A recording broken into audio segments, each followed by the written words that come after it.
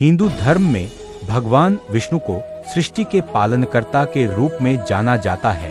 वे त्रिदेवों में से एक हैं। ब्रह्मा, विष्णु और महेश। ब्रह्मा सृष्टि की रचना करते हैं, शिव संहार करते हैं और भगवान विष्णु संसार का पालन पोषण करते हैं। उनकी कथाएं धर्म, सत्य, करुणा और भक्ति का मार्ग दिखाती हैं। पुराणों में विष्णु भगवान को सृष्टि के आधार स्तंभ के रूप में वर्णित किया गया है। बहुत प्राचीन समय की बात है, जब यह संसार अस्तित्व में भी नहीं आया था। तब चारों ओर केवल जल ही जल था। उसी समय अनंत शेषनाग पर लेटे हुए भगवान विष्णु योग निद्रा में मग्न थे।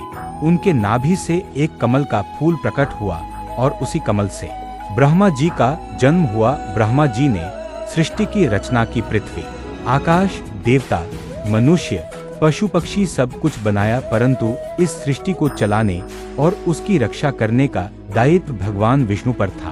भगवान विष्णु का स्वभाव अत्यंत दयालु और करुणामय है। जब जब धरती पर अधर्म बढ़ता है, पापियों का अत्याचार बढ़ने लगता है, तब तब वे किसी न किसी रूप में अवतार लेकर संसार की रक्षा करते हैं।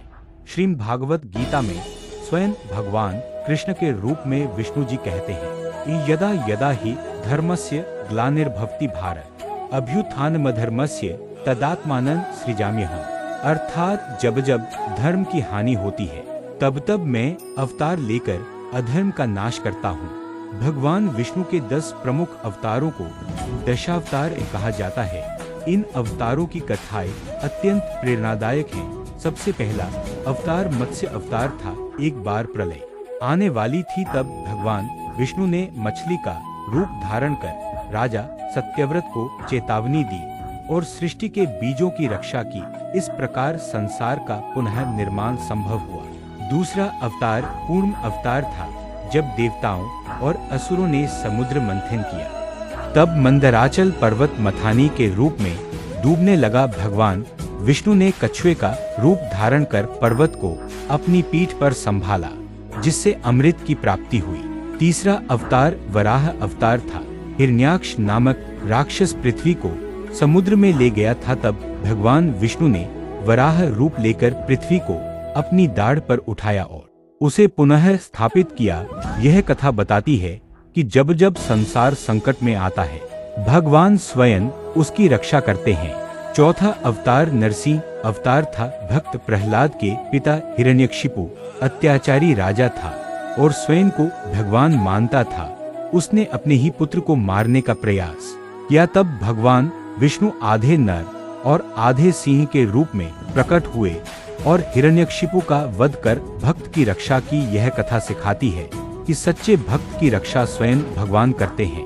पांचवा अवतार वामन अवतार था। राजा बलि ने तीनों लोकों पर अधिकार कर लिया था। तब भगवान ने छोटे ब्राह्मण बालक का रूप धारण कर बलि से 3 पग भूमि मांगी। 2 पग में ही उन्होंने धरती और आकाश नाप लिया और तीसरा पग बलि के सिर पर रखकर उसे पाताल लोक भेज दिया।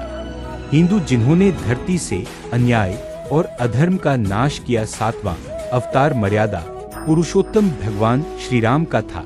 रामायण की कथा में उन्होंने रावण का वध कर धर्म की स्थापना की। उनका जीवन आदर्श पुत्र, आदर्श पति और आदर्श राजा का उत्तम उदाहरण है। 8वां अवतार भगवान श्री कृष्ण का था।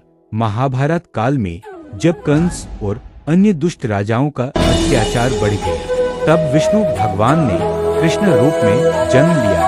उन्होंने गीता का उपदेश दिया, कंस का वध किया और धर्म की स्थापना की। श्री कृष्ण की लीलाएं आज भी लोगों को भक्ति, प्रेम और सत्य के मार्ग पर चलने की प्रेरणा देती है। 9वां अवतार बुद्ध के रूप में माना जाता है, जिन्होंने अहिंसा और करुणा का संदेश दिया। 10वां अवतार कल्कि अवतार होगा, जो भविष्य में कलयुग के अंत में प्रकट होकर अधर्म का नाश करेंगे। भगवान विष्णु का निवास स्थान वैकुंठ धाम माना जाता है। वे सदा अपने भक्तों की पुकार सुनते हैं।